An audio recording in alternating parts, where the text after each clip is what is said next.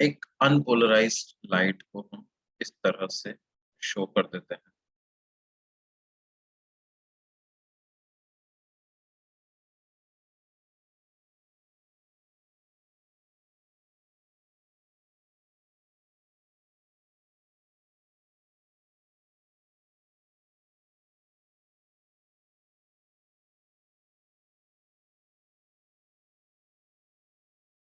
ये हमने electric field के वेरिएशन को शो कर दिया है। किसी एक जगह पर अलग अलग टाइम पे इलेक्ट्रिक फील्ड अलग अलग डायरेक्शंस में।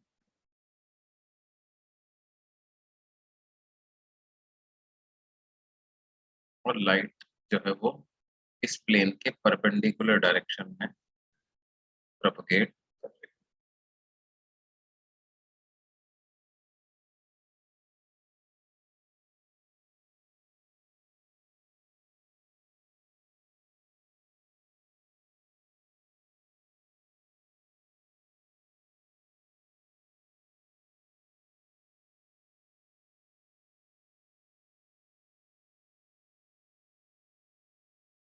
प्लेन पोलराइज लाइट में क्या होता है, किसी एक डायरेक्शन में, है ना, कोई भी एक डायरेक्शन में ऑसिलेशंस रिस्ट्रिक्ट हो जाते हैं। ये तो है अनपोलराइज्ड लाइट का रिप्रेजेंटेशन।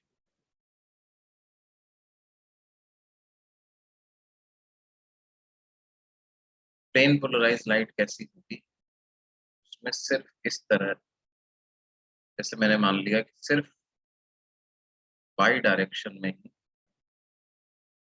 Oscillations present.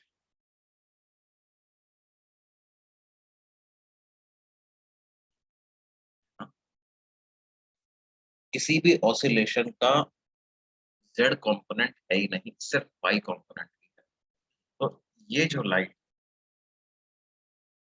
इसको क्या कहेंगे, लीनियरली पोलराइज्ड और प्लेन पोलराइज्ड।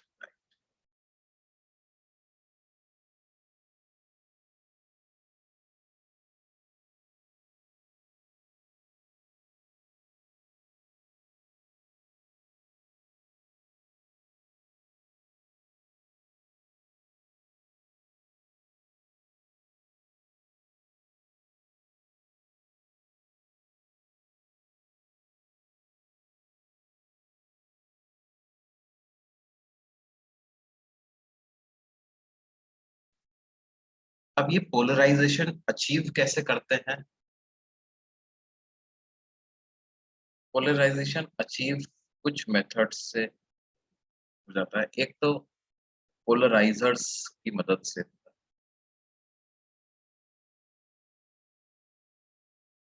कुछ स्पेशल मटेरियल्स से बने हुए क्रिस्टल्स होते हैं, उनकी ये प्रॉपर्टी होती है कि वो क्या है, किसी एक डायरेक्शन के ऑसिलेशन को एब्जॉर्ब कर लेते हैं।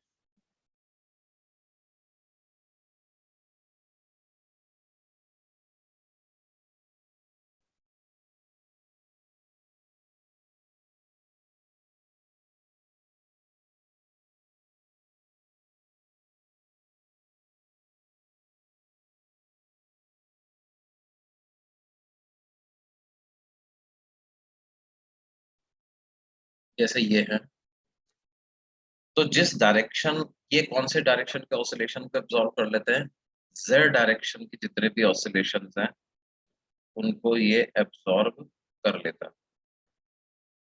और सिर्फ इसको अलाउ कर रहा है, सिर्फ वाई डायरेक्शन के ऑसिलेशन को अलाउ कर रहा है। तो ये जो वाई डायरेक्शन है, इसको बोलते हैं क्या, पोलराइजिंग एक्सिस।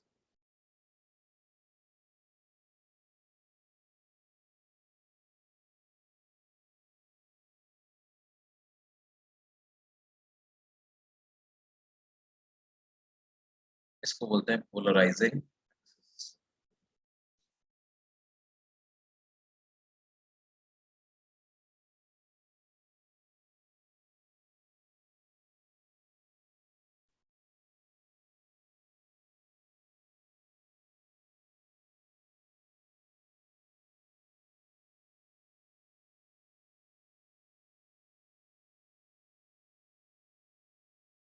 अब देखो एक अनपोलराइज्ड लाइट को जब आप इसमें क्या बेसिकली प्रॉपर्टी क्या होती है? प्रॉपर्टी यही होती है कि भाई जो एटम्स का जो अरेंजमेंट होता है इस क्रिस्टल्स के अंदर, वो इस तरह का होता है कि जब उसमें ये इलेक्ट्रिक फील्ड एटम्स को एक्साइट करता है, तो they are not free to vibrate in all possible direction. किसी पर्टिकुलर डायरेक्शन में ही वो सिर्फ वाइब्रेट कर पाते हैं, और जिस डायरेक्शन में वाइब्रेट करेंगे उसके परपेंडिकुलर डायरेक्शन में ही लाइट ट्रैवल करेगी, या आप कहें कि वाइब्रेशन की डायरेक्शन में ही वो इलेक्ट्रिक फील्ड जनरेट करेगी।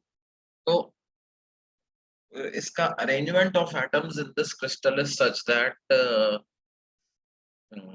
vibrations are restricted, and because of the restriction of direction of vibration, क्योंकि चार्ज पार्टिकल जो ऑसिलेट करता है वो इलेक्ट्रिक फील्ड जनरेट करता है, तो वो इलेक्ट्रिक फील्ड जो है वो क्योंकि रिस्ट्रिक्टेड ऑसिलेशन, इलेक्ट्रिक फील्ड और magnetic field, time varying electric field और मैग्नेटिक फील्ड जनरेट करता है, और जिस डायरेक्शन में वो वाइब्रेट करता है ना, उसके परपेंडिकुलर डायरेक्शन में तो वो लाइट एमिट करता है। जैसे इस डायरेक्शन में वाइब्रेट कर रहा है, तो इसके परपेंडिकुलर डायरेक्शन में तो वो लाइट एमिट करेगा, वाइब्रेशंस के परपेंडिकुलर डायरेक्शन।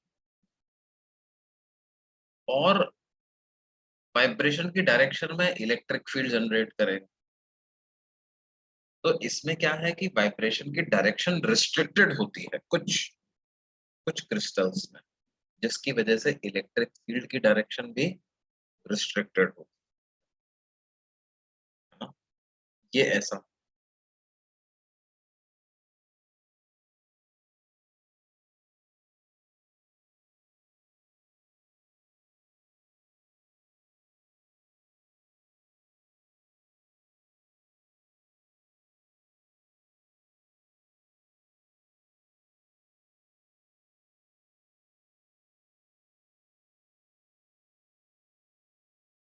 अच्छा, अब हम ये मानेंगे कि अनपोलराइज लाइट जो है ना, इसमें whatever the energy present whatever the energy is present in this, देखो इंटेंसिटी को आप half epsilon naught E square into C ऐसा लिख सकते हो।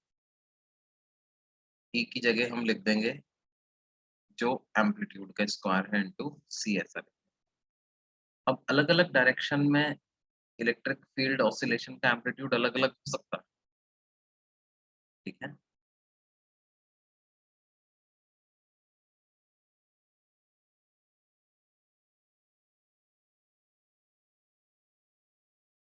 लेकिन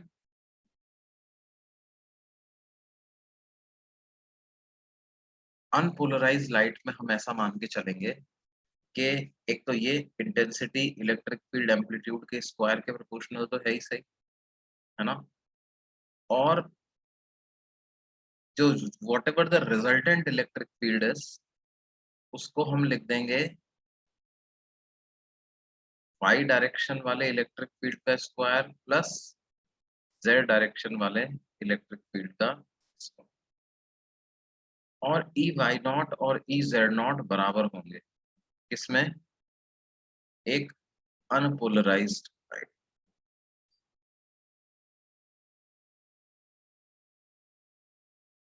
अनपोलराइज्ड लाइट में क्या होगा? ई वाई नॉट और ई जेड नॉट जो होंगे ये दोनों के दोनों बराबर होंगे।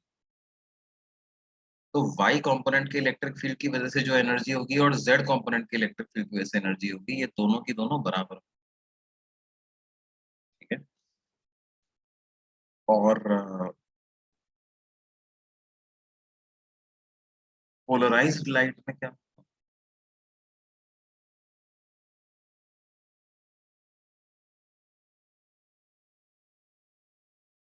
एक कंपोनेंट चला गया पूरी तरीके से, z कंपोनेंट पूरी तरह से चला गया, तो सिर्फ y कंपोनेंट ही बचा, एक ही कंपोनेंट बचा। तो हम बोल सकते हैं कि इंटेंसिटी सीधे सीधे आधी हो जाए। अगर यहाँ पे इंटेंसिटी आई नॉट थी, तो इससे निकलने के बाद इंटेंसिटी कितनी रह जाएगी बेटे? सीधे आधी रह जाएगी, यानी आई नॉट बाई टू हो जाएगी इंटेंसिटी।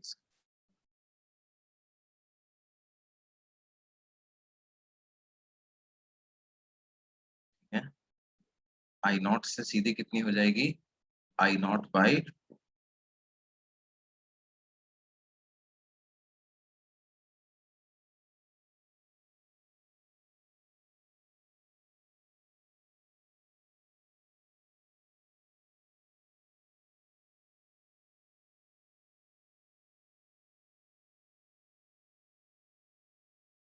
ठीक है।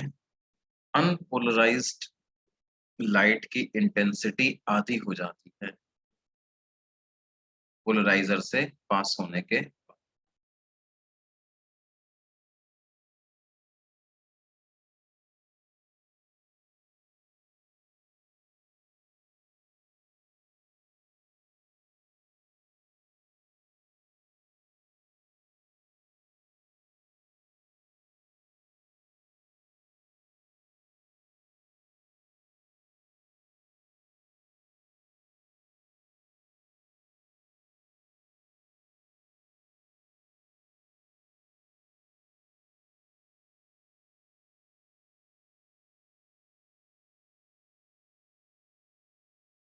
Intensity of unpolarized light becomes half after passing through polarizer.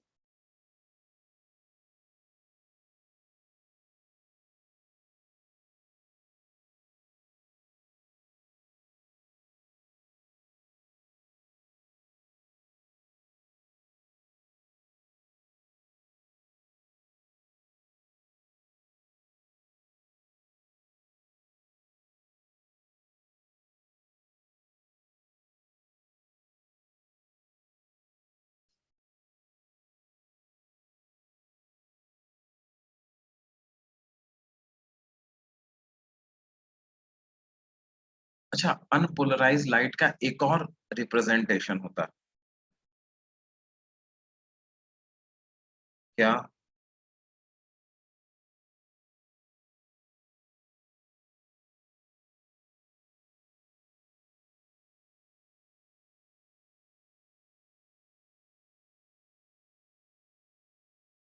वो ऐसा होता है, एरो बना दिया और ये डॉट बना दिया, एरो बना दिया और dot। ये डॉट क्या बता रहा है, जेड डायरेक्शन में भी इलेक्ट्रिक फील्ड है। एरो क्या बता रहा है, सिर्फ वाई डायरेक्शन में भी इलेक्ट्रिक। तो ये पूरा किसका सिंबल है, अनपोलराइज लाइट का। इसको हमने एक क्रिस्टल से पास करवाया, तो इसका, इसमें सिर्फ क्या बचे रह जाएंगे, सिर्फ एरो ही एरो इसमें बचे,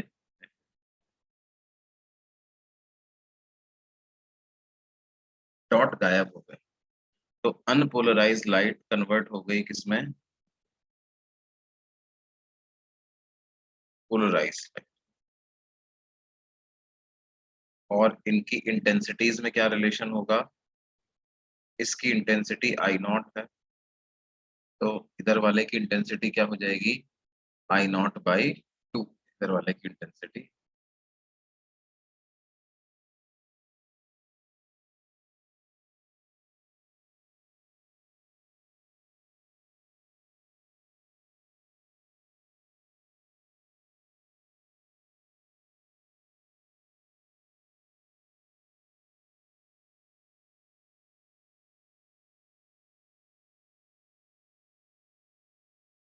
अच्छा, अगर ऑलरेडी पोलराइज्ड लाइट जो है ना, इसमें एक सवाल ये बनता है कि एक अनपोलराइज लाइट को क्रिस्टल से पास कराया, वो पोलराइज हो जाती है।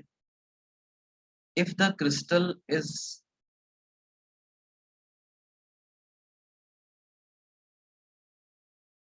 इज रोटेटेड, क्रिस्टल को अगर हम रोटेट करें तो जो लाइट उससे बाहर निकल रही है, क्या उसकी इंटेंसिटी में कोई फर्क आएगा?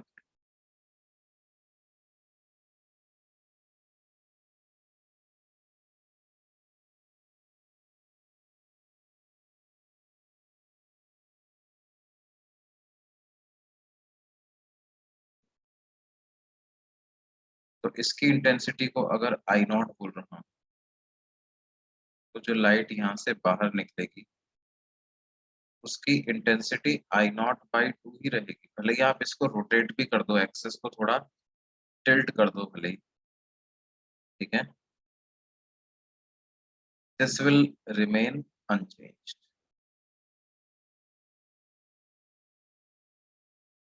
क्योंकि इसमें तो क्या है बेटे, वाई जेड प्लेन में एनर्जी हर तरफ बराबर बराबर तरीके से डिस्ट्रीब्यूटेड है।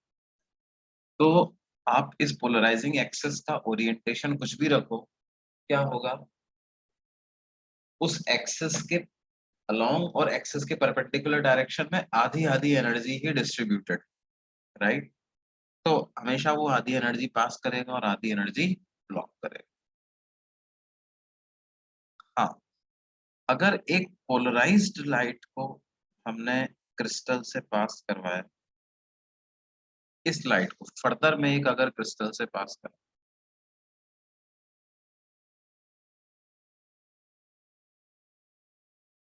और उस क्रिस्टल के एक्सिस में और इसकी एक्सिस में मान लो थीटा का एंगल है,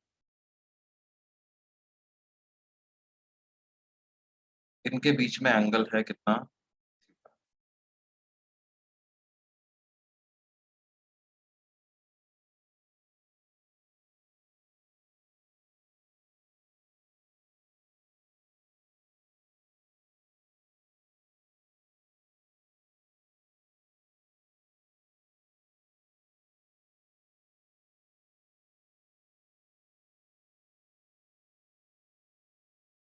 तो फिर इस केस में यहां से जो लाइट बाहर निकलेगी, ये पोलराइजिंग एक्सिस है नई वाली,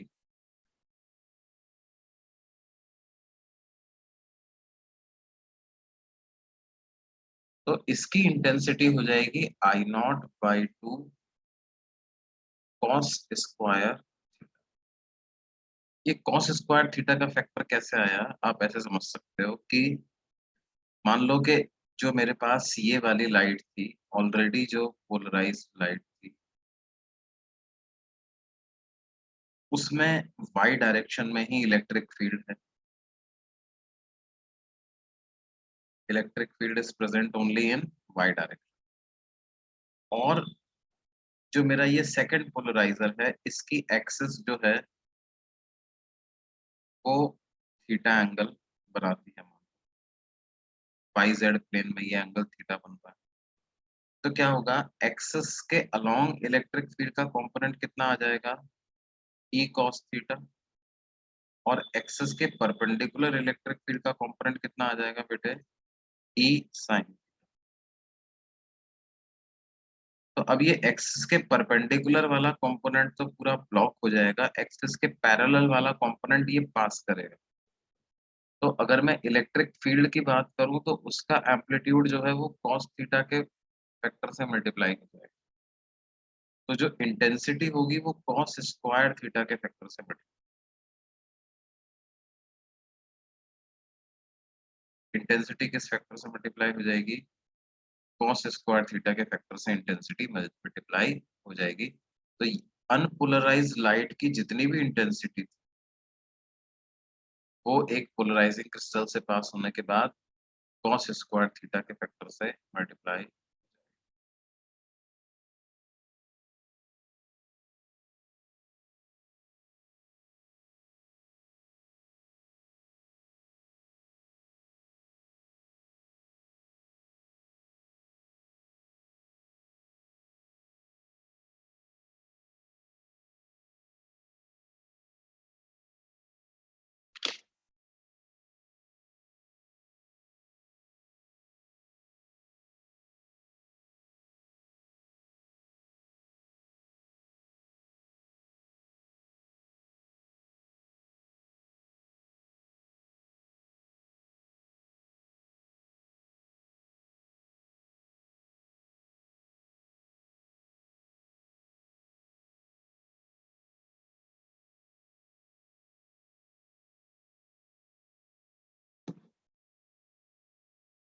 अच्छा, ये जो पहला वाला जो क्रिस्टल होता है इसको हम पोलराइजर बोलते हैं, और सेकंड वाला जो क्रिस्टल है इसको एनालाइजर बोलते हैं। ठीक है, ये टर्मिनोलॉजी यूज करी जाती है। हमसे कहा जाए कि ऑन रोटेटिंग पोलराइजर क्या इंटेंसिटी पे कुछ फर्क पड़ेगा क्या? पोलराइजर को अगर मैंने थीटा एंगल से रोटेट कर दिया तो क्या कुछ फर्क पड़ेगा? तो देखो, इस वाली लाइट की इंटेंसिटी पे तो कोई फर्क नहीं पड़ेगा, लेकिन इधर वाली लाइट की इंटेंसिटी पे फर्क पड़ जाए। जैसे एक सवाल मैं बनाता हूँ, मान लो क्या है, हमसे कहा जाए कि अनपोलराइज्ड लाइट है,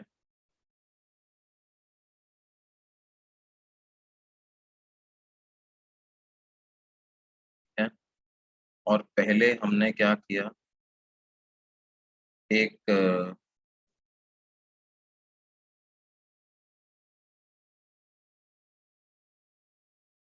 पोलराइजर से इसको पास करवाया,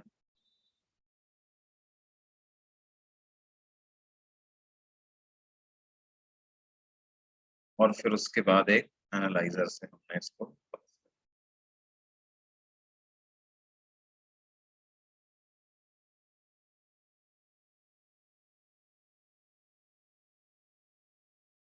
और पोलराइजर और एनालाइजर की एक्सेस के बीच में जो एंगल है, वो एंगल है theta naught. What is theta naught? Theta naught is angle between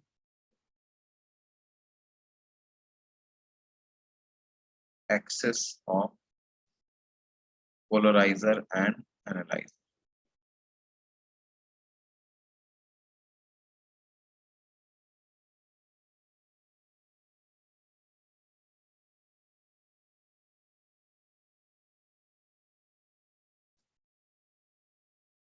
तो यहाँ इंटेंसिटी अगर आई नॉट है तो यहाँ होगी आई नॉट बाई टू, यहाँ हो जाएगी I naught by two cos square theta. Now if polarizer is rotated by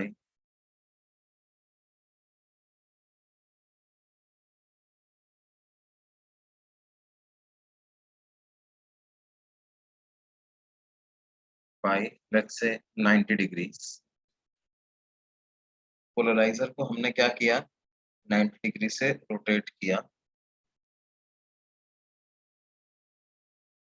find the intensity of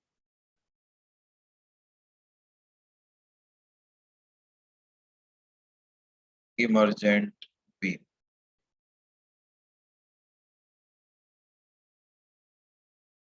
emergent beam की इंटेंसिटी क्या हो जाएगी, ये हमें पता करना।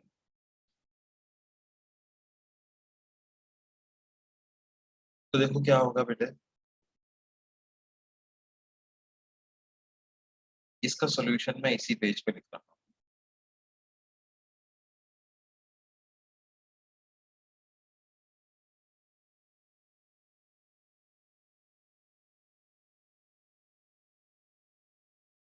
देखो क्या, जो बीच वाली लाइट है ना, उसकी इंटेंसिटी पे तो कोई फर्क नहीं पड़ेगा।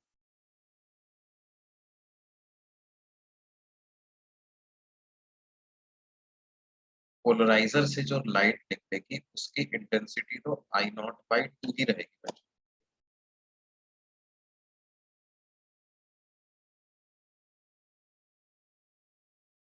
उसकी इंटेंसिटी तो आई नॉट बाई टू ही।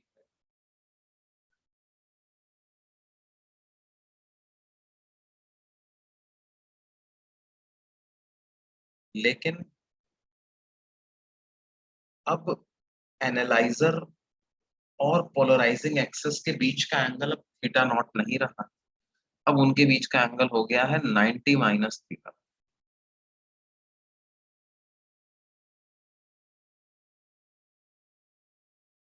अब वो एंगल हो गया है कितना बेटे, 90 minus theta naught.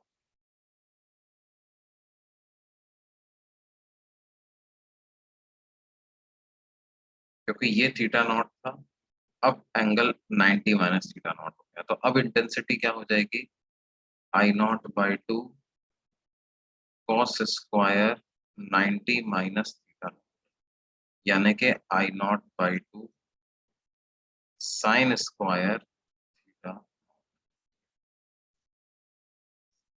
I naught by two sine square theta.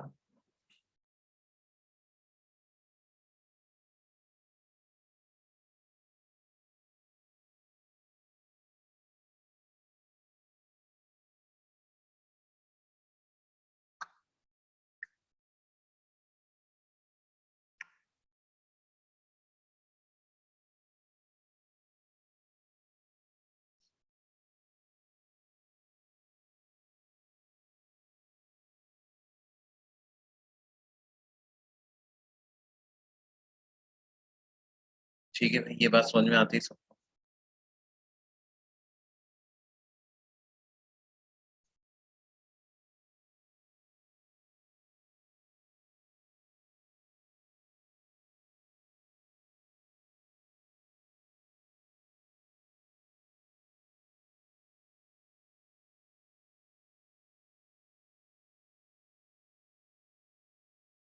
Sunlight जो होती है ना, सनलाइट इज एन किस कोई भी नेचुरल सोर्स से सोडियम लैंप की लाइट ले लें या सनलाइट ले लें, है ना, वो एक अनपोलराइज्ड लाइट ही होती है। सनलाइट इज आल्सो,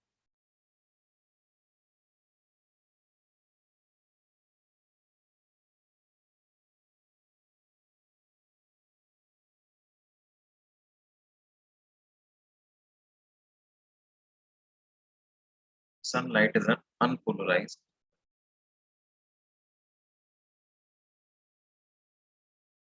लेकिन हम दो एटमॉस्फेयर के थ्रू जब सनलाइट आ रही होती है, तो एटमॉस्फेयर के पार्टिकल्स की वजह से sunlight gets scattered upon entering the atmosphere of Earth.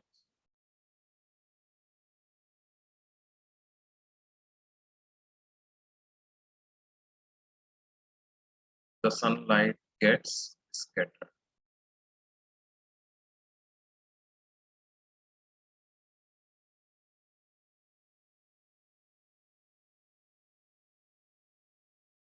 और ये जो स्कैटर्ड लाइट होती है, अगर मैं किसी स्पेसिफिक डायरेक्शन की स्कैटर्ड लाइट लिखूं,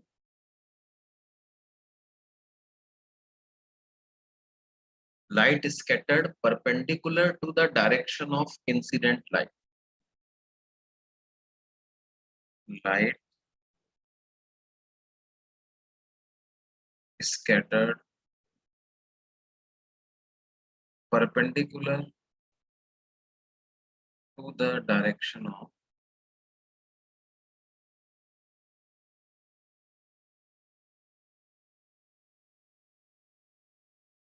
of incident light is also polarized. Light scattered perpendicular to the direction of incident light is also polarized. Light scattered perpendicular to the direction of incident light is also polarized. Scattering से भी polarization होता है. This is another way in which polarization can happen. Light scattered perpendicular to the direction of incident light is also polarized. देखो,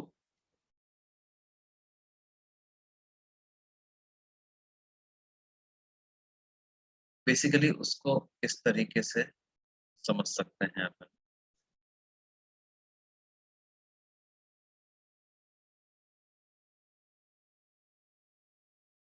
कि जैसे मान लें कि हम सनलाइट जो है वो अर्थ की तरफ कुछ इस तरह से, ठीक है, यहाँ पे सन, वैसे तो ये हर तरफ ही एमिट कर रहा है, लेकिन अर्थ की अगर बात करें तो अर्थ की तरफ तो किसी एक बार में at one time of a day किसी एक डायरेक्शन से लाइट आती हुई आपको लगेगी, है ना? और अर्थ के बाहर क्या है, एटमॉस्फेयर की लेयर है। तो ये जो लाइट सन से आ रही थी ये तो अनपोलराइज लाइट थी,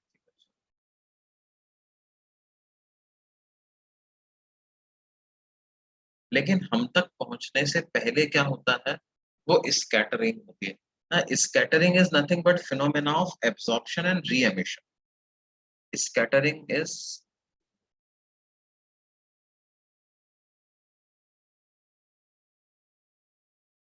scattering of light takes place due to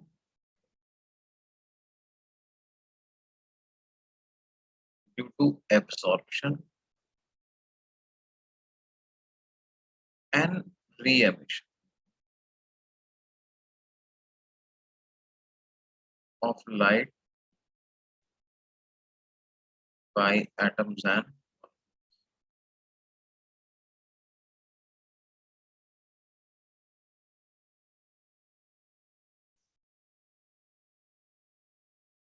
due to absorption and re-emission of light by atoms and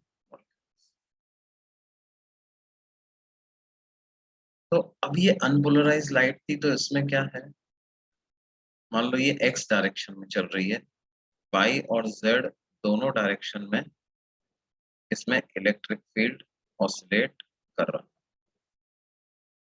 Y direction में भी इलेक्ट्रिक फील्ड प्रेजेंट है और जेड डायरेक्शन में भी इलेक्ट्रिक फील्ड प्रेजेंट।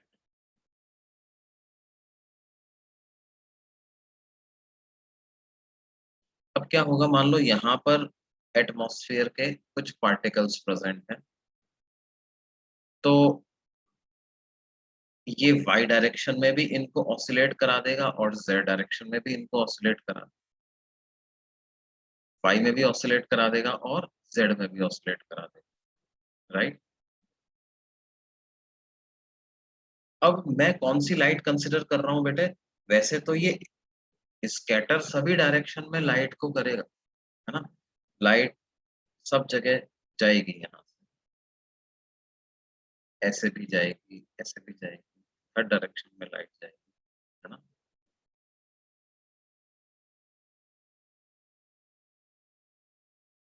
लेकिन अभी अपन बात कर रहे हैं इंसिडेंट के परपेंडिकुलर डायरेक्शन में जो लाइट रे जाए, ये वाली लाइट इस डायरेक्शन में जो लाइट रेज है,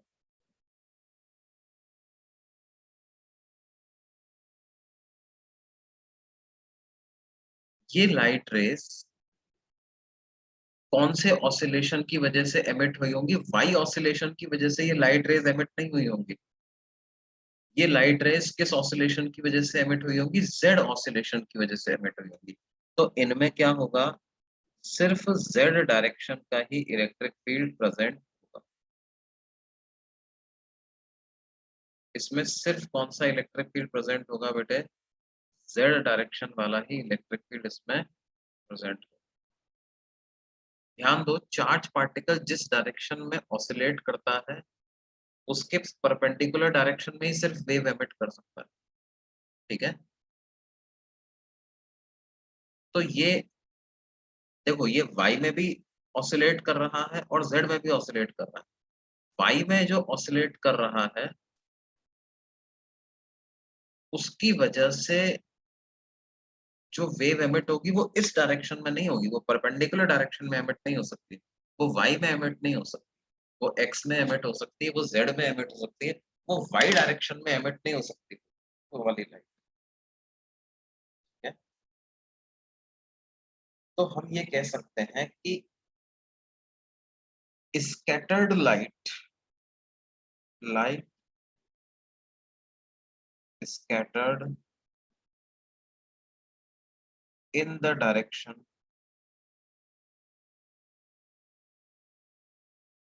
perpendicular to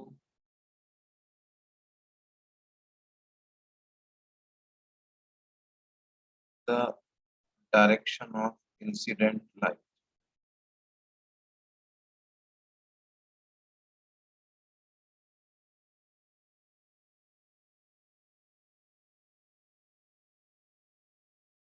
इज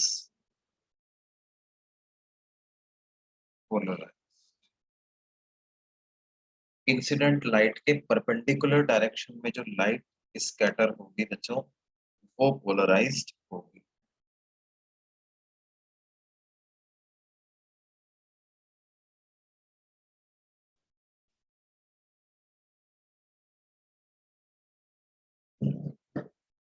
ये बात समझ में आती है? स्कैटरिंग से भी पोलराइजेशन।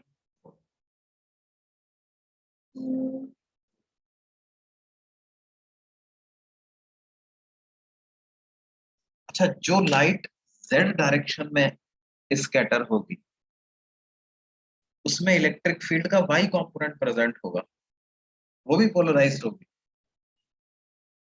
ठीक है, देखो, इंसिडेंट डायरेक्शन एक्स थी ना, तो एक्स के परपेंडिकुलर डायरेक्शन कौन कौन से होगी? वाई डायरेक्शन, जेड डायरेक्शन, ये एक्स के परपेंडिकुलर होगी। तो क्या होगा? वाई और जेड वाली पोलराइज्ड होगी। ठीक है, जो वाई डायरेक्शन में प्रोपोगेट कर रही होगी उसमें इलेक्ट्रिक फील्ड का सिर्फ जेड कंपोनेंट प्रेजेंट।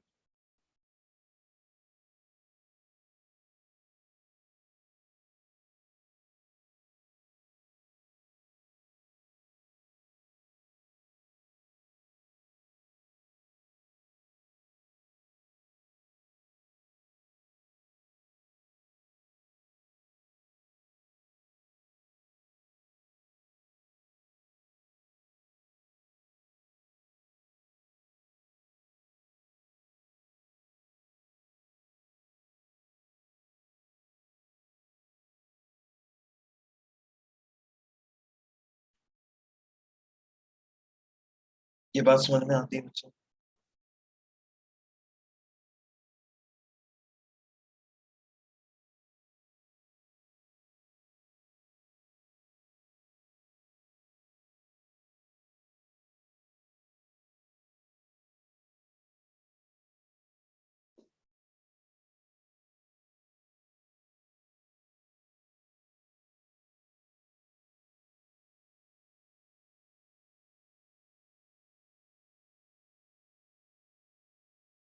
और ये जो स्कैटरिंग ऑफ लाइट का डिटेल्ड स्टडी एक्सप्लेन करने के लिए इंडियन साइंटिस्ट सीवी रमन को नोबेल प्राइज मिला। रमन स्कैटरिंग इफेक्ट के नाम से उस इफेक्ट को जाना जाता है।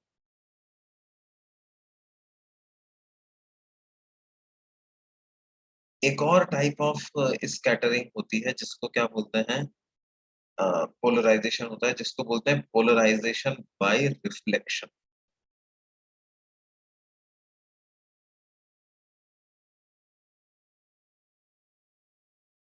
देखो, पोलराइजेशन बाय रिफ्लेक्शन में क्या होगा?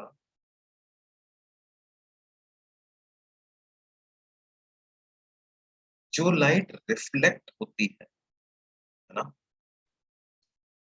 देखो,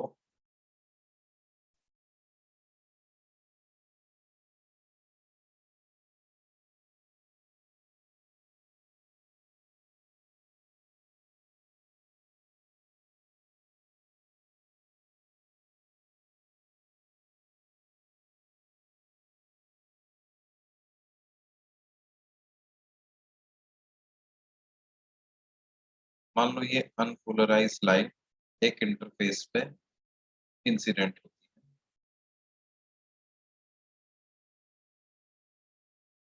इसमें डॉट भी है और एरो।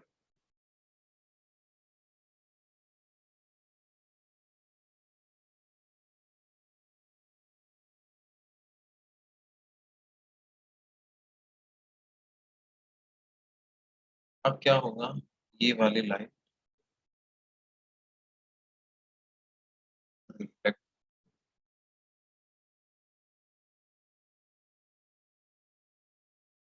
और लाइट रिफ्रैक्ट है। तो क्या होता है कि if angle of incidence is such that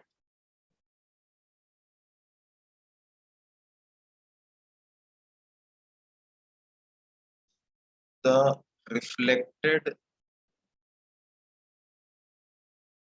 ray and refracted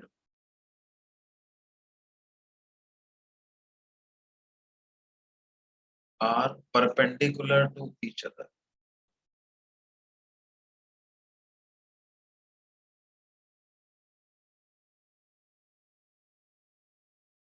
है ना?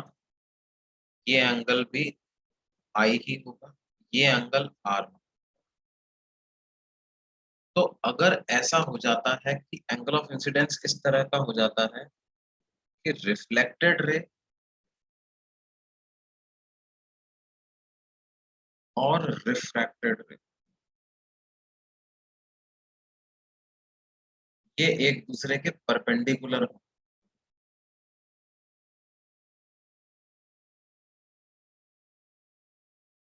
तो उस केस में क्या होगा, रिफ्लेक्टेड रे जो होती है वो plane polarised, then the reflected ray is plane polarised.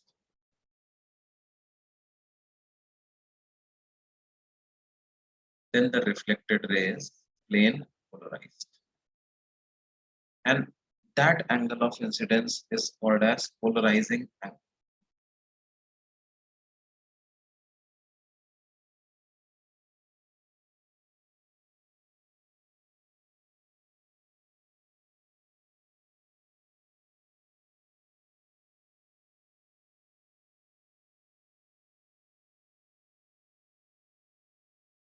That angle of incidence is called as polarizing. अच्छा, as per this diagram देखो ये पूरा एंगल 180 डिग्री है, तो R जो हो जाएगा वो कितना हो जाएगा, also I plus R in the such case will be 90 degree, तो R बराबर हो जाएगा किसके, 90 डिग्री माइनस R बराबर हो जाएगा 90 डिग्री माइनस, तो हम क्या लिख सकते हैं भाई, मान लो ये एयर और ये कोई मीडियम है जिसका रिफ्रैक्टिव इंडेक्स है म्यू, तो स्नेल्स लॉ लगा दें, तो वो लिखेंगे 1 into sine i is equal to mu into sine r. This implies 1 into sin I is equal to mu into sin of 90 minus, तो म्यू की क्या वैल्यू आ जाएगी बेटे, tan I, या I को वैल्यू को लिखेंगे कितना, tan इनवर्स म्यू। इस पर्टिकुलर एंगल पे इंसिडेंट करने से क्या होगा, रिफ्लेक्टेड लाइट जो होगी वो पोलराइज्ड, ठीक है। This angle is called as Brewster's angle and this law is called as Brewster's law.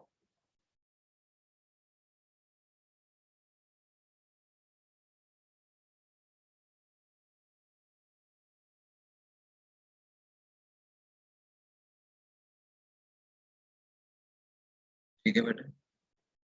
अच्छा, इस केस में ध्यान दो, note that the refracted light is also partially polarized. Refracted light is also what? Partially polarized. और ये क्या होगा, पूरी तरह से completely plane polarized. Partially polarized का मतलब क्या है, पार्शली पोलराइज्ड का मतलब ऐसा बना सकते हैं अपन कि इसमें क्या है,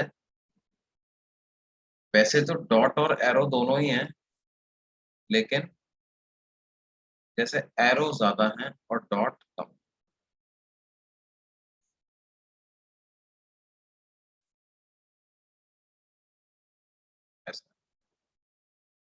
मतलब अब ऐसा नहीं है कि y और z दोनों का कंट्रीब्यूशन एनर्जी में बराबर है, y का कंट्रीब्यूशन एनर्जी में ज्यादा है इन कंपैरिजन टू z। तो इसको क्या बोलते हैं? Partially polarised light. और इस पार्शियली पोलराइज्ड लाइट से ही हमारे पास एक और तरीका निकल करके आता है पोलराइजेशन का, जिसको बोलते हैं polarization by refraction. Polarization by refraction. ये पोलराइजेशन बाय रिफ्रैक्शन में क्या करते हैं बच्चों? कई सारे पैरेलल स्लैब्स लगाने का।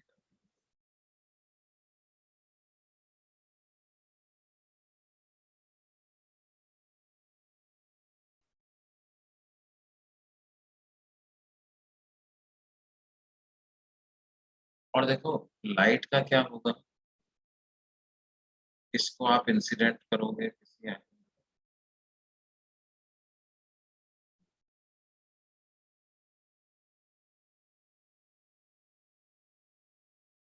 ये रिफ्रैक्ट होगी, फिर वापस से बाहर निकलेगी, फिर रिफ्रैक्ट, फिर वापस से बाहर निकलेगी, फिर रिफ्रैक्ट।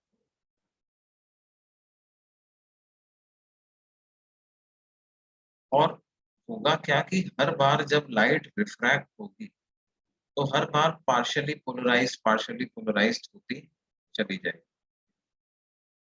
ठीक है, तो ऐसी large number of parallel slabs अगर लगा दिए जाए,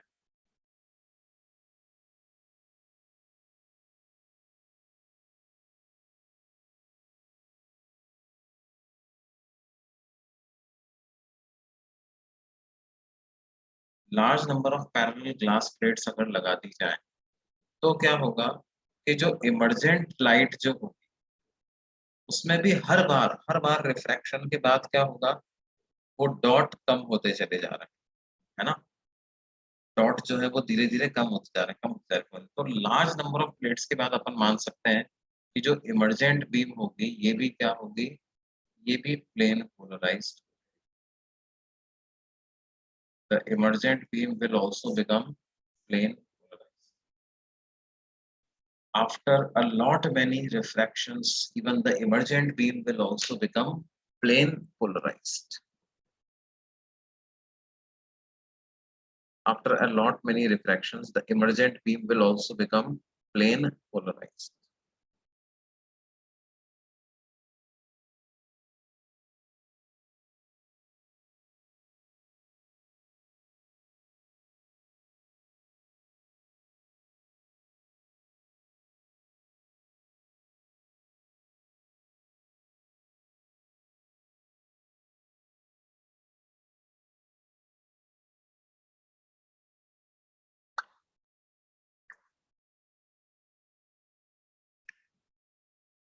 हाँ, लेकिन ध्यान दो कि जो रिफ्लेक्टेड लाइट जिस डायरेक्शन में पोलराइज्ड होगी और रिफ्रैक्टेड लाइट जिस डायरेक्शन में पोलराइज होगी वो अलग अलग डायरेक्शन। ये वाई डायरेक्शन में पोलराइज है तो ये जेड डायरेक्शन में पोलराइज है, ये जेड में पोलराइज है तो ये वाई डायरेक्शन में पोलराइज है। ये बात हमको इसके रिगार्डिंग ध्यान रखनी है।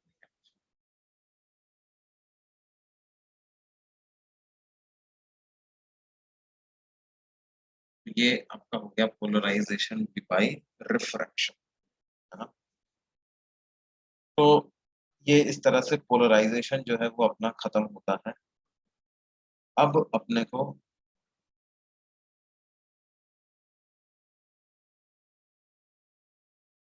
आगे कौन सा चैप्टर पढ़ना है ये बता दो आप।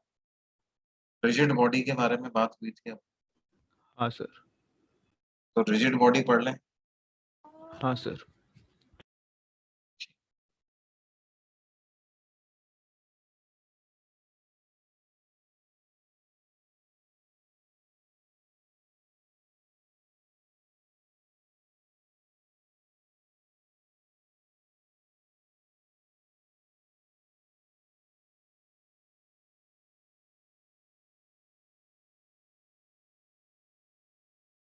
अब रिजिड बॉडी डायनामिक्स में बेसिकली बात है कि अपन बात कर रहे हैं किसके बारे में, एक रिजिड बॉडी के बारे में। What is a rigid body? बिल्कुल सॉलिड ऑब्जेक्ट जिसमें क्या है, कोई फ्लेक्सिबल टाइप का सिस्टम नहीं है। A system of particles is said to be rigid if distance between any two particles does not change with time. A system of particles is said to be rigid if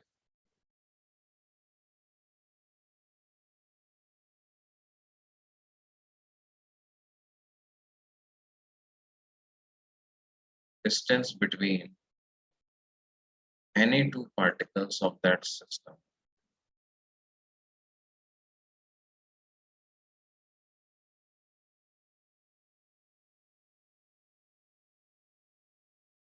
if distance between any two particles of that system remains constant with respect to जैसे एक spring mass system जो है ना, वो rigid system नहीं, उसमें अगर blocks oscillate करते रहते हैं, this is not a rigid system, this is a non-rigid system,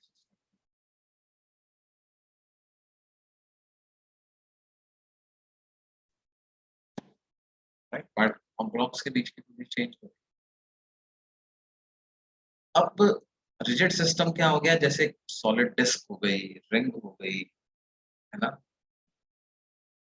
solid sphere, hollow sphere, all these are rigid bodies. इनमें पार्टिकल्स के बीच की डिस्टेंस टाइम के साथ चेंज नहीं होगी। अब इस रिस्ट्रिक्शन से क्या होता है, इस रिस्ट्रिक्शन से इसके मोशन में कुछ खास बात हो जाती है, कुछ रिस्ट्रिक्शंस आ जाती है, राइट? एक तरह का कंस्ट्रेंड मोशन अपने आप ही हो जाता है, और वो कंस्ट्रेंट के क्या क्या रिजल्ट्स होते हैं उसको मैं यहाँ पे लिखता हूँ कि in any rigid body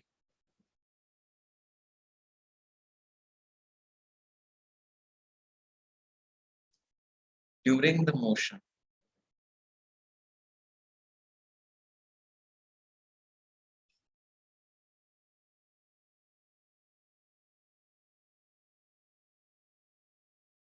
either all the particles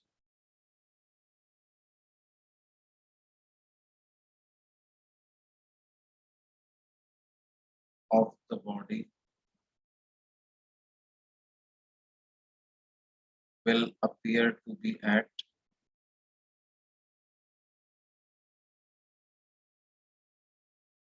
rest with respect to any particle on the body,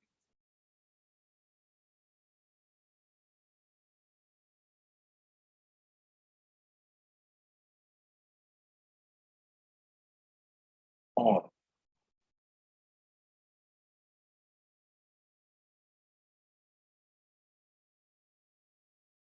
particles of body appear to be moving in circular path with respect to each other.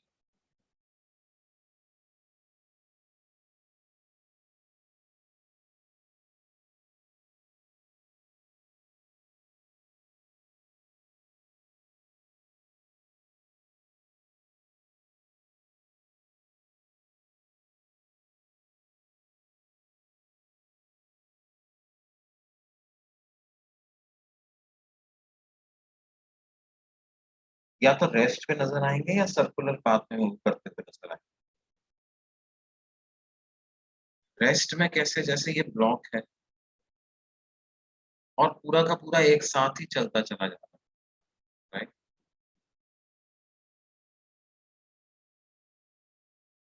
ये particle यहाँ से यहाँ तक पहुंचा, ये वाला इधर से इधर तक पहुंचा, ये बीच वाला पार्टिकल यहाँ से यहाँ तक पहुंचा,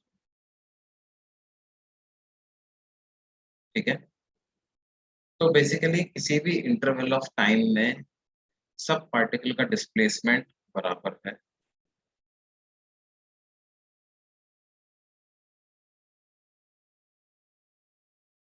At any given instant of time,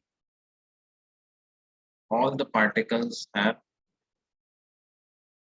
equal velocities. All the particles have equal instantaneous acceleration.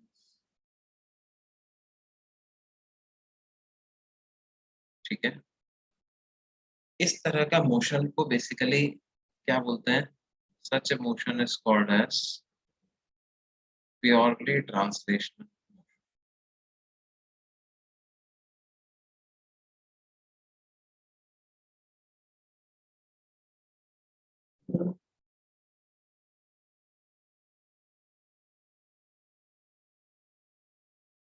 दूसरी पॉसिबिलिटी क्या हो सकती है? ये ब्लॉक जो है वो ऐसे कुछ लुढ़कते हुए आगे जा रहा है। तो ऐसे केस में क्या होगा बेटे, जैसे मान लो कोई ये कुछ पार्टिकल्स में इस बॉडी पे कंसिडर करूं, तो मूव भले ही सारे पार्टिकल्स कर रहे हैं, लेकिन जैसे ए बी सी डी, ये मैंने 5 पार्टिकल लिए, A B A C A D.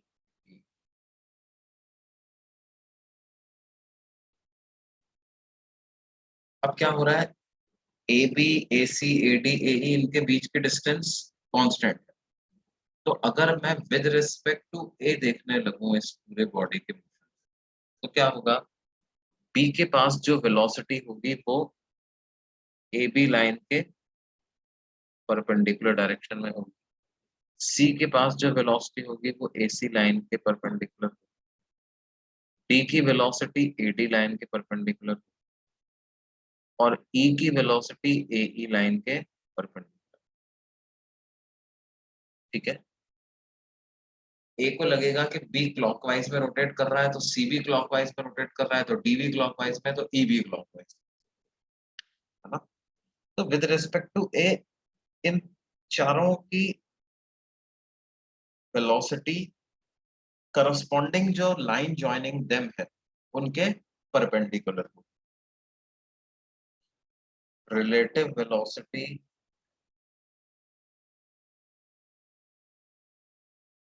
Of any particle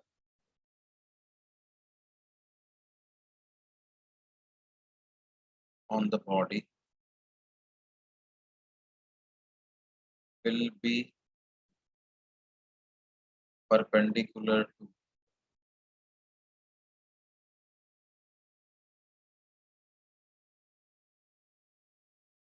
line joining that particle with A। और ध्यान दो, ए कोई स्पेशल पॉइंट नहीं है बॉडी पर, A can be any random point of the body. मतलब यही स्टेटमेंट मैं बी के लिए भी बोल सकता हूँ। एंड नॉट जस्ट दिस, मैं ऐसा भी बोलना पड़ेगा मेरे को, क्योंकि स्ट्रक्चर रिजिड है इसका, तो सबकी एंगुलर वेलोसिटी ए के रेस्पेक्ट में इक्वल आएंगी।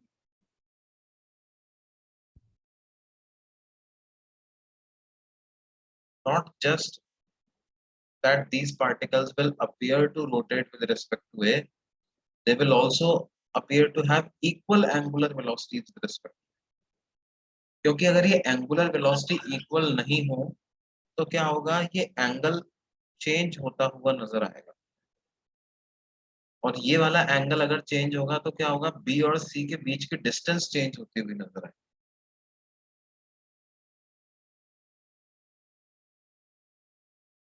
ये बात समझ में आती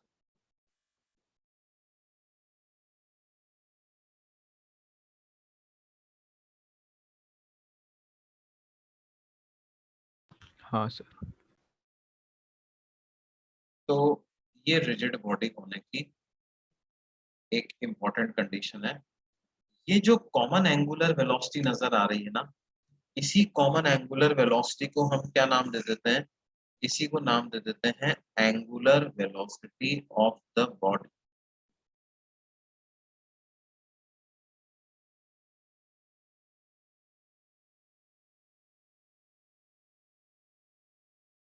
ध्यान दो, मान लो मैं omega of A with respect to b निकालूं, तो क्या मैं ऐसा बोल सकता हूँ omega of A with respect, अगर मैं यही बात बी के लिए करता, मान लो बी के लिए मैं यही बात करता, तो क्या मैं ऐसा भी लिख सकता था omega of A with respect to b will be same as omega of c, omega of c with respect to b which is same as omega of d with respect to b which is same as omega of e with respect to b, क्या यही statement b के लिए भी बोल सकता था? हाँ sir. अच्छा, और क्या मैं ये भी बोल सकता हूँ कि omega of A with respect to B और omega of B with respect to A भी आपस में बराबर होता है? जैसे ए और बी दो पार्टिकल्स, ए यहाँ है बी वहां, ए को लग रहा है कि बी की वेलोसिटी इधर है, इस डायरेक्शन में है velocity of B with respect to A, तो अगर velocity of A with respect to B निकालूंगा तो वो इसके ठीक अपोजिट डायरेक्शन में आएगी कि नहीं आएगी? तो इस डायरेक्शन में आ जाएगा velocity of A with respect to b. अब अगर ए देखेगा तो बी उसको क्लॉकवाइज डायरेक्शन में घूमता हुआ दिखाई दे,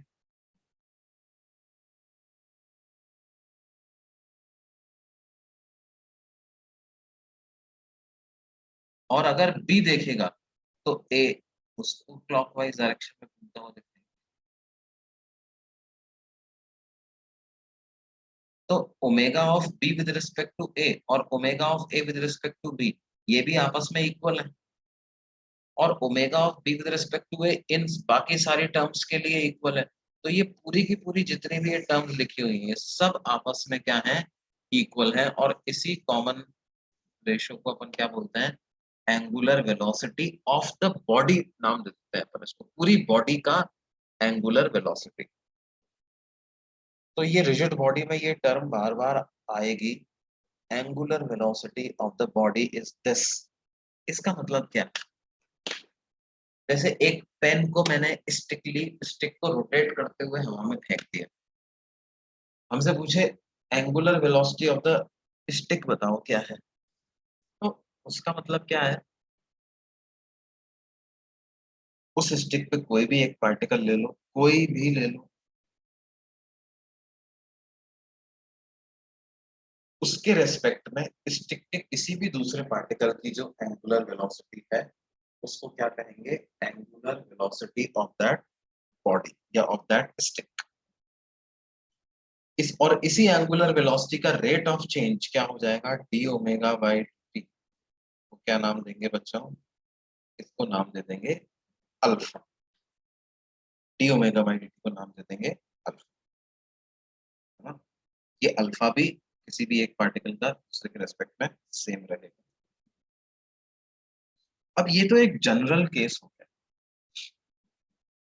जैसे मैं तुम्हें एक सिंपल सा एग्जांपल दूं कि मान लो अपने पास क्या है, एक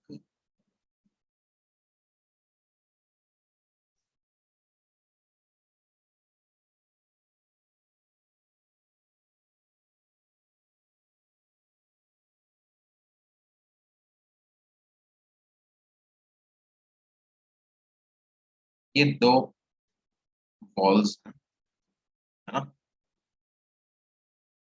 और इनके अगेंस्ट जो है वो क्या है, एक रॉड रखी हुई है, और रखी हुई क्या है, वो स्लाइड करती जाए, लेकिन इन उसके जो एंड हैं रॉड के वो इन बॉल्स के साथ कांटेक्ट में,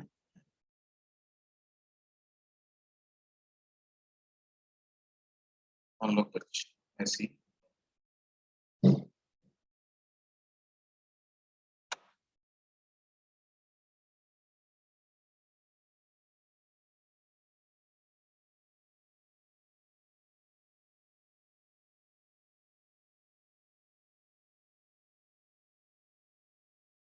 और इस रॉड को नाम दे देते हैं हम क्या, ए बी,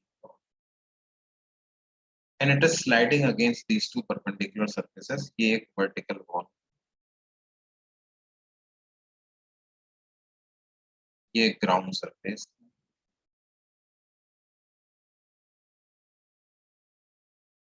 और ये रॉड क्या कर रही है, इन दोनों के अलोंग स्लाइड कर रही है।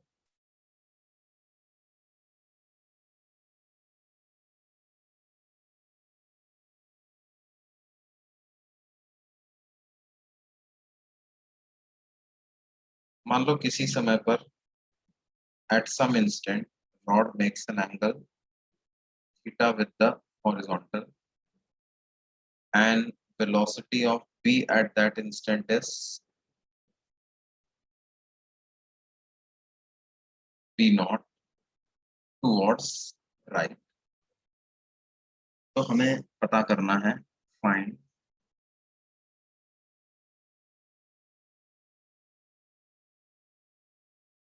at the instant shown in figure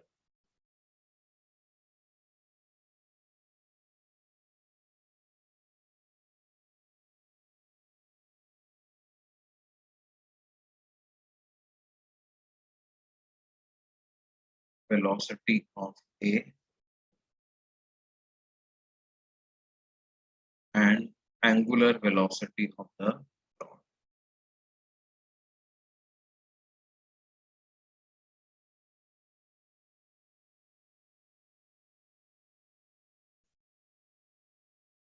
velocity of A and angular velocity of the rod, ये हमें पता करना। तो कर सकते हैं क्या पता?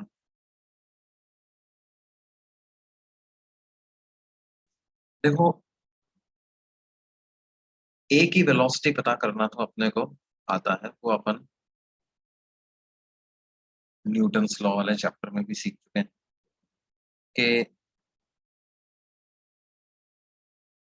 लेंथ कंस्ट्रेंट हमको लगाना है। लेंथ कंस्ट्रेंट क्या होना चाहिए?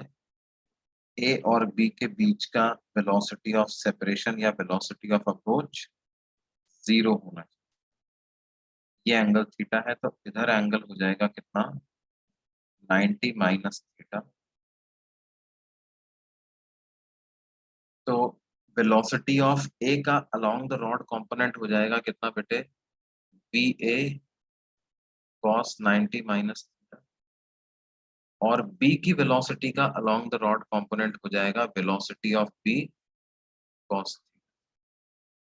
तो बी ए साइन थीटा को लिख सकता हूँ बी नॉट कॉस थीटा।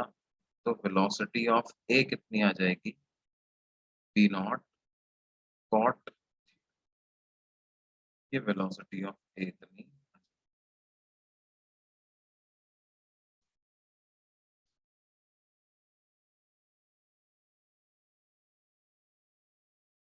अब रही बात एंगुलर वेलोसिटी की,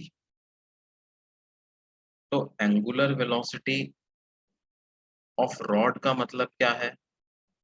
it is same as angular velocity of A with respect to B. और एंगुलर वेलोसिटी दो पार्टिकल के बीच की कैसे पता करते हैं? velocity of A with respect to B in perpendicular direction divided by the distance AB। तो ये क्या हो जाएगा? देखो, इसको इस तरह से लिख सकते हैं,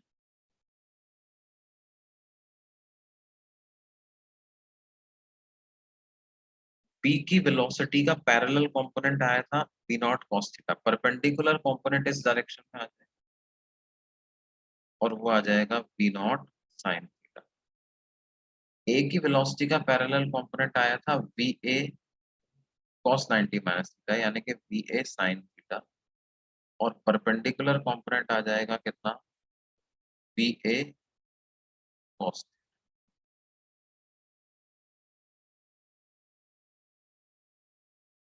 तो velocity of A with respect to b perpendicular direction में क्या हो जाएगी बेटे?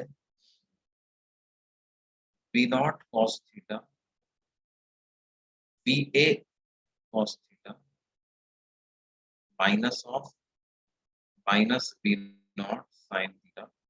और रॉड की लेंथ एल मान लेते हैं, तो डिवाइड बाई, तो ये हो जाएगा B A cos theta plus v naught sin theta divided by L, और va को v naught cot theta लिखते हैं, तो v naught cot theta into cos theta plus v naught sin theta divided by cot theta को आप cos theta by sin theta लिख करके solve करोगे तो ये वैल्यू आ जाएगी v not divided by L sin। Sir V B cos theta क्या है? क्या बेटे va cos theta, cos theta va cos theta क्या है? Sir V if B vb cos theta, ये 90 है, ये 90 माइनस थीटा है, और इधर एंगल बनेगा कितना, वो इधर है ना, हाँ सर समझा। ठीक है। तो बेसिकली देखो ये दोनों कंपोनेंट तो बराबर हो गए क्योंकि रॉड की लेंथ में कोई चेंज नहीं हो रहा, तो for length to remain constant their velocities along the line joining them must be equal, right? और परपेंडिकुलर डायरेक्शन की वेलोसिटीज की वजह से क्या होगा, ये रॉड रोटेट करती हुई नजर आएगी, और वो angular velocity of the rod का क्या फॉर्मूला होगा, v not by L sin theta. ये बात समझ में आती? हाँ sir.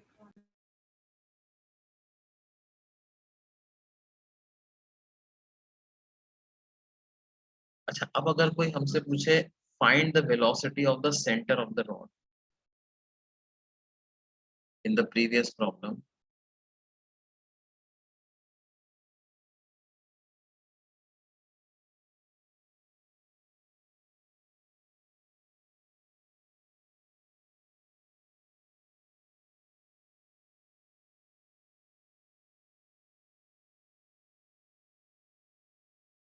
of the midpoint of the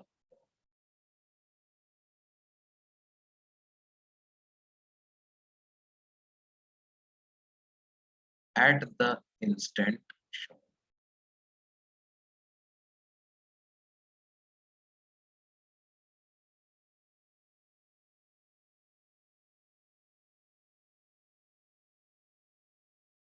तो भाई देखो इसका क्या कंसेप्ट है,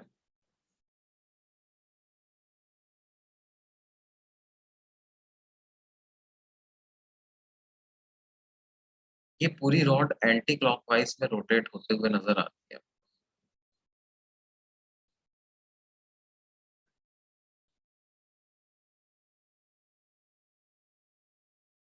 किस डायरेक्शन में रोटेट होते हुए नजर आ रही है, एंटी क्लॉकवाइज डायरेक्शन में रोटेट होते हुए ये पूरी रॉड नजर आ रही है। इसका मतलब क्या है, इस रॉड का हर पार्टिकल एंटी क्लॉकवाइज डायरेक्शन में ही रोटेट हो।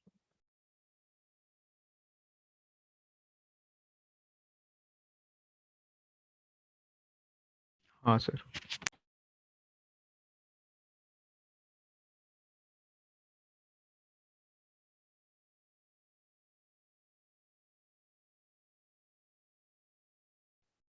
एंटी क्लॉकवाइज नहीं रोटेट, तो क्या है,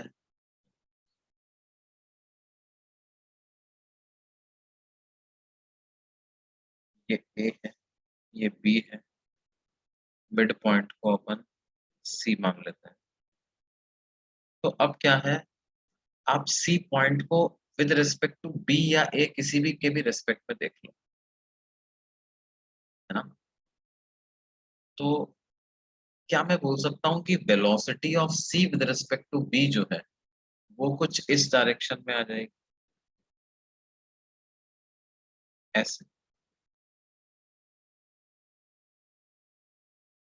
this will B velocity of c with respect to,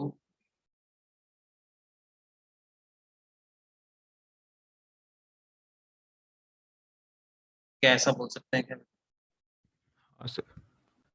क्योंकि c also must rotate in anti-clockwise direction with respect to b, so velocity of c with respect to b must be in this direction।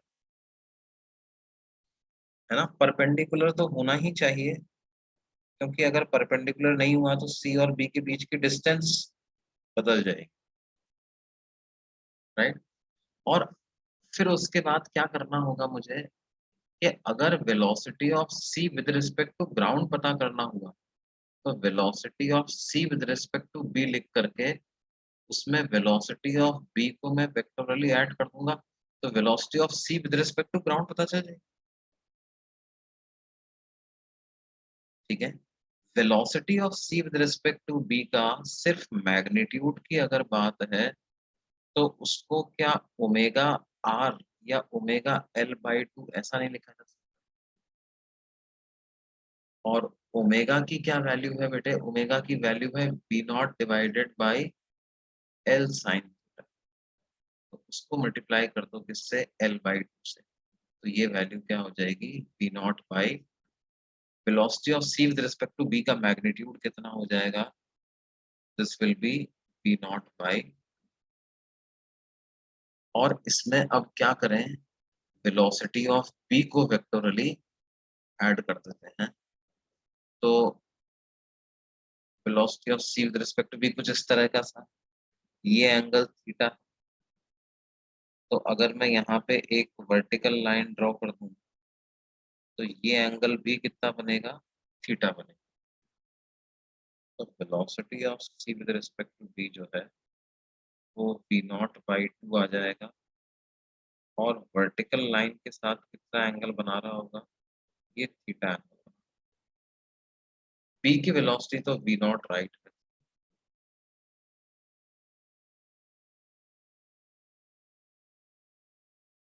B की velocity क्या है, B not towards right. तो अब हम velocity of सी को आई cap जे cap की form में लिख सकते हैं। क्या इसको मैं ऐसे लिख सकता हूँ, B naught minus B not by two sine theta I cap minus B not by two cos theta,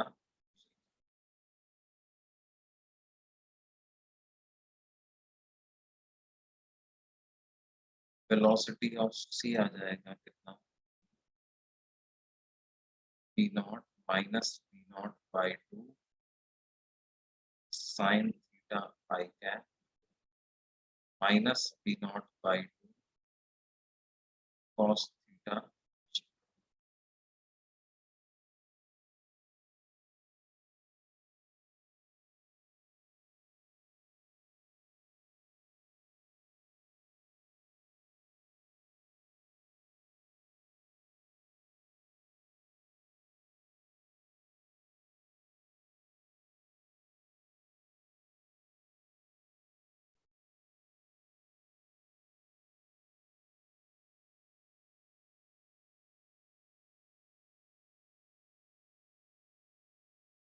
समझ में आई ये बात।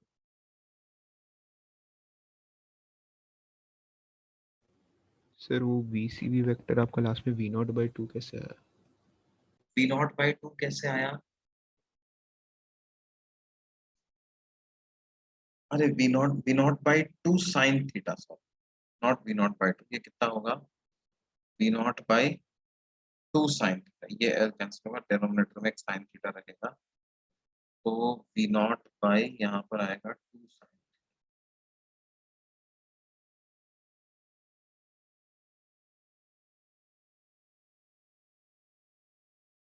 इसको तो हम थोड़ा और सिंप्लीफाई ऑफ कोर्स कर सकते हैं, बी नॉट बाई टू यहाँ से बाहर आया, तो ये बच जाएगा one by sine theta minus sine theta, तो one minus sine square theta, यानी कि cos square theta by sine theta, कितना I cap minus B not by two cos theta जे।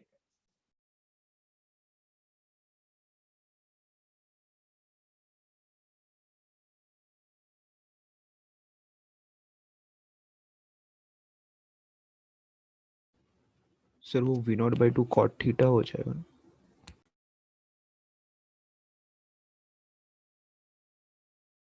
कहाँ पर बेटे, सो जो VCV का मैग्नीट्यूड है वो हम लोगों ने V0/2 sin थीटा लिया है ना।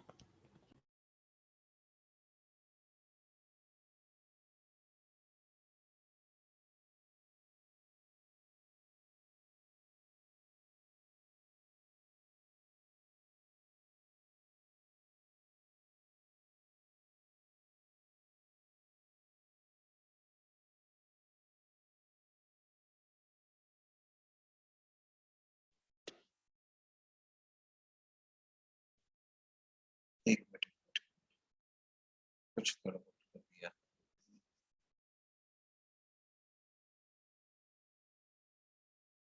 और ये V0/2 sin थीटा के कंपोनेंट्स करने हैं। हाँ sir.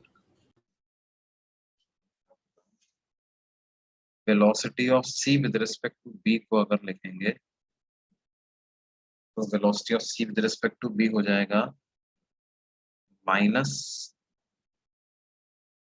V0/2 sin theta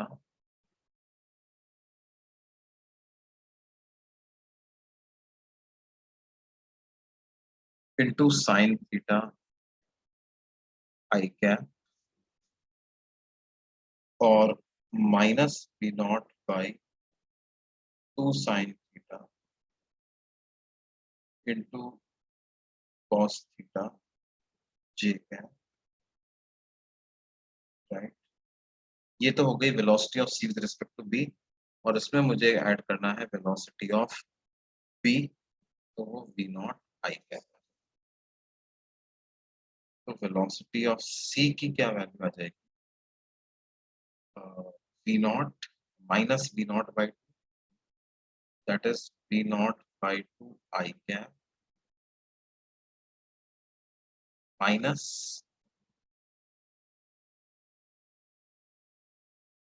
V0/2 cot theta j cap। तो इसको आप ऐसे भी लिख सकते हो V0/2 1 I cap minus cot theta। तो वेलोसिटी ऑफ c का मैग्नीट्यूड कितना हो जाएगा? V0/2 under root of 1 plus cot square theta. तो यानी V0/2 इंटू कोसेक स्क्वायर, ये वेलोसिटी ऑफ c है ना। देखो हालांकि इस पर्टिकुलर केस में तो वेलोसिटी ऑफ c पता लगाने का एक तरीका और हो सकता था हमारे पास। b के कोऑर्डिनेट्स अगर मैं x, 0 मान लूं और a के कोऑर्डिनेट्स अगर 0, y मान लूं, तो c के कोऑर्डिनेट्स क्या हो जाएंगे? x/2, y/2, right. Position vector of c हमने लिख लिया x/2 i cap plus y/2 j cap. तो वेलोसिटी ऑफ c क्या हो जाएगी? Rate of change of position vector of c, तो 1/2 dx/dt i cap plus dy/dt j cap. अब dx/dt is nothing but velocity of b, so that is v0 I cap, and dy/dt is nothing but negative of velocity of a, और velocity of a कितना आया था? v0 cot theta.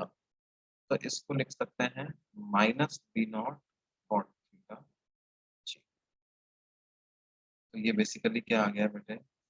V0/2 I cap minus cot theta j cap, ऐसा velocity of c इतना।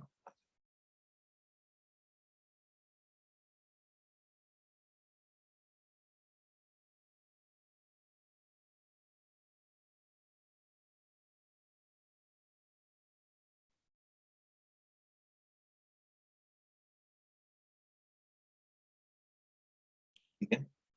वो अभी अपने को लग रहा होगा यार सर ये मेथड ज्यादा आसान इसमें तो बहुत हमें दिक्कत फेस करनी पड़ी।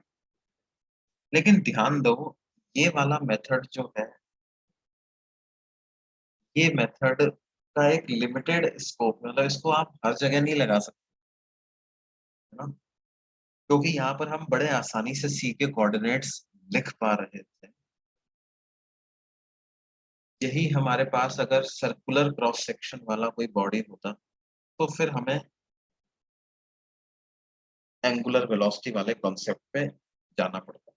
दूसरा एक बात और भी है कि इससे वो वाली फीलिंग नहीं आ रही है हमको कि सी ए बी सबके सब बराबर एंगुलर वेलोसिटी से रोटेट कर रहे हैं, है ना? ये तो आपने सिंपल एक मैथमेटिकल तरीके से इसको पता लगा दिया।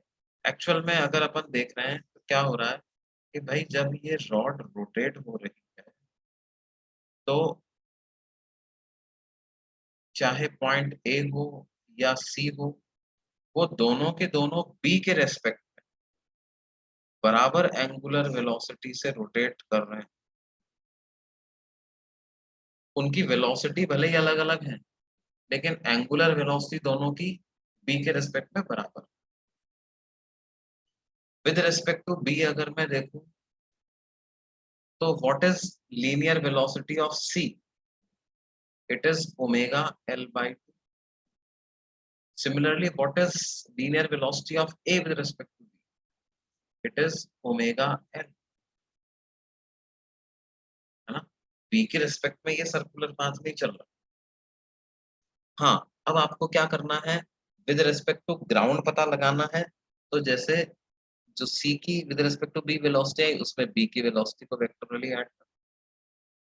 इसका विद रिस्पेक्ट टू ग्राउंड पता लगाना है, तो इसमें भी B की वेलोसिटी को वेक्टोरली ऐड करके इसकी वेलोसिटी पता लगा सकते हैं। इन दोनों का जो रिजल्टेंट आएगा, वो हो जाएगा velocity of C with respect।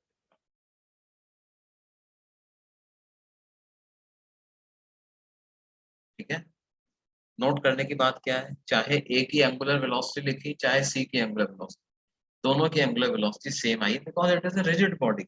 अगर ये एंगुलर वेलोसिटी अलग अलग आ जाएगी, इसका मतलब क्या है समझ रहे हो आप? बी सी ए पूरा अनर्थ हो जाए। सी तो साफ क्या हो गया, मान लो ए की एंगुलर वेलोसिटी सी से ज्यादा हो गई, तो थोड़े टाइम के बाद क्या हो गया बेटे, सी तो रोटेट करके यहाँ तक आया और ए आगे निकल गई। सी यहाँ पे पहुंचा और ए यहाँ पे। तो ये रॉड कैसी होगी, ऐसे टूट फूट गई रॉड के नीचे। तो that is not a rigid system, right? Rigid system के लिए तो क्या होगा, या तो सी भी ए के बराबर ज्यादा रोटेट करे, या ए भी सी के बराबर कम एंगल से रोटेट करे। दोनों का ओमेगा तो सेम होना ही पड़ेगा।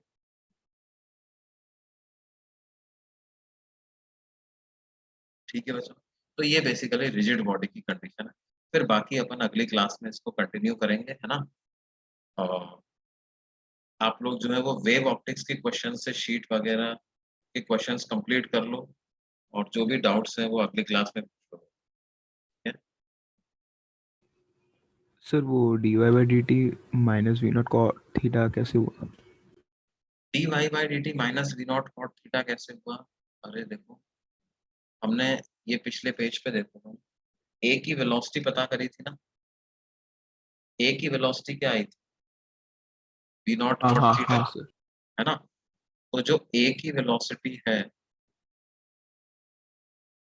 ए का वाई जो है वो ए का ही तो वाई कोऑर्डिनेट है, और वो इस डायरेक्शन में आ रही है, नेगेटिव वाई डायरेक्शन। तो ये D Y by D T minus V not cot theta ही तो होगा हाँ ना?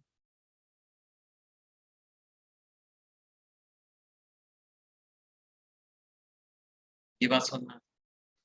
हाँ सर। ठीक है बच्चे, फिर बाकी अपन इसको अगली क्लास में कंटिन्यू करेंगे।